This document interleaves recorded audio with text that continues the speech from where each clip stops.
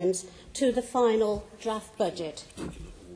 And it's in a particular order, and the first amendment is in the name of Assembly Member Gareth Bacon, the second in the name of Assembly Member Jenny Jones, the third in the name of Assembly Member John Biggs. Can I call upon Assembly Member Gareth Bacon? Thank you, Madam Chairman, and if I may say so, welcome back to the Assembly. It's good to see you back here. Okay, as stated at the first budget meeting on the 8th of February, the Conservative Group broadly welcomes Boris Johnson's first budget since his re-election, but we do feel it could be marginally improved, so we are again moving an amendment. Now, in the context of putting this amendment, it's important, I believe, to acknowledge the arguments put forward by colleagues around this Assembly, because that obviously has a bearing on what we have decided to do. Firstly, it's important to comment on the amendment that was successfully passed at the previous Assembly meeting, which I note has been slightly modified this morning, and we'll hear from Mr Biggs and Mr Johnson later on. The preamble to the new amendment that's been tabled today is that they propose that the precept be frozen in 13-14 and the £9.56 million that would be generated being used to protect frontline emergency services, £5.56 million of that to be put to LFIPA reserves, to be hypothecated and then help meet the 14-15 LFIPA budget deficit, and the same approach in future years, meaning that rather than the Mayor's precept cuts, they would release approximately £80 million of extra funding up to 2016 and every year thereafter. Well, that's quite a sales pitch. Does it do what it says on the tin? Well, firstly, they are right, Madam Chairman, in saying that the precept freeze would give access to the freeze grant that could be used to offset certain savings. Well, would that do the trick? According to members here, and according to members of the opposition members of the London Fire Authority, it would do the trick. And at the meeting of the London Fire Authority on the 11th of February, we were told that there was a fully costed alternative to the proposals being put forward by the Mayor and the Commissioner of the London Fire Brigade, and there was even an offer to pass around a copy of the amendment to members. Well, if only it had been. Members of the Fire Authority will know, because they've been told ad nauseum, that the cut in grant from the Department of Communities and Local Government amounts to £31.5 million over the next 2 years, and that the total budget gap over that time is £34.4 million. Most of this, £28.7 million worth, will fall into 2014-15. The £5.7 million that falls into 13-14 could be mostly covered by the terms of the amendment that's before us today, although small savings will be required to fully balance it. However, nowhere, either in the amendment that was put 2 weeks ago or in the amendment that is being tabled today, is there any mention at all of the impact of the decision opposition members took at LFIPA when they rejected LSP5 and the budget that went with it. I'm referring, of course, to the 4 additional fire appliances and the crews that would be required to operate them that was implicit in their decision. That amounts to an extra budget deficit of £4.4 million, a figure confirmed at that meeting by the Brigade's Director of Finance. So already, Madam Chairman, this amendment has a hole in it. The hole becomes a chasm when you look at the next financial year.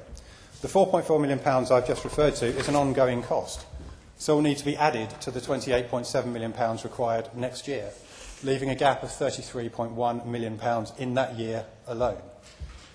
To offset that is next year's freeze grant of £9.428 million and an additional proposal from the Commissioner to implement some changes in operational practices that could generate a further £5.3 million. Therefore, at most, Madam Chairman, the opposition amendment would deliver £14.728 million to plug a gap of £33.1 million. The opposition budget amendment therefore has a gap of nearly £19 million inherent within it. A fully costed alternative? No, it isn't. And of course, there will be no freeze grant after the next financial year either, which blows another big hole in it.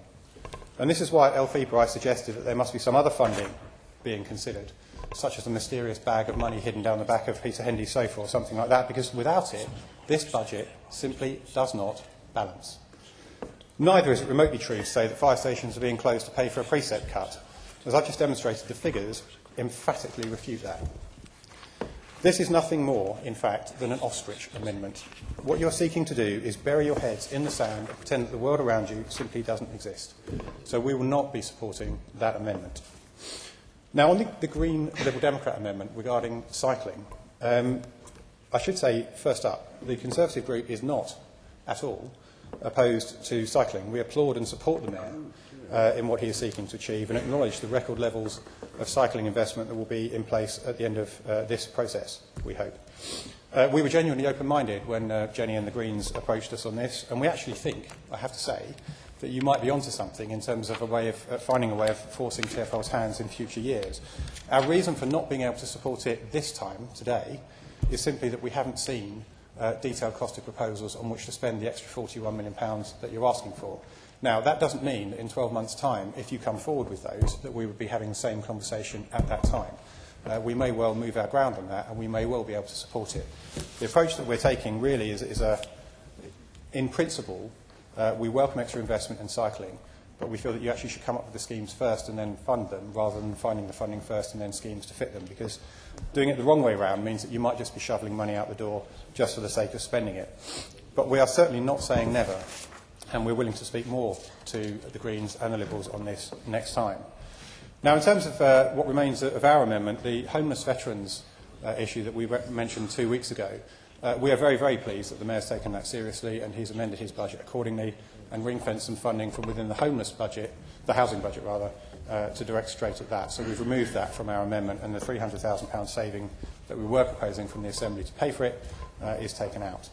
However, the £17.8 million saving relating to TfL staff nominee passes we are retaining. We feel that in the current climate it is absolutely unacceptable that people that don't even work for TfL or any of the London government agencies should be getting free travel funded by the taxpayer when public sector workers across the country and across London are having to lose their jobs in the thousands. So in conclusion, Madam Chairman, we reject the opposition amendments, one with a certain amount of reluctance and one because it simply doesn't add up. We support the Mayor's budget because we feel he has the right priorities. He's looking to invest in London's transport infrastructure, rationalising the police and fire estates and making best use of resources by prioritising people over buildings. The budget could be marginally improved, hence our amendment, which I so move. Thank you. Thank you. Can I call upon the second Assembly Member Boff? Second, Chair. I reserve my right. Okay. Then let's go to the second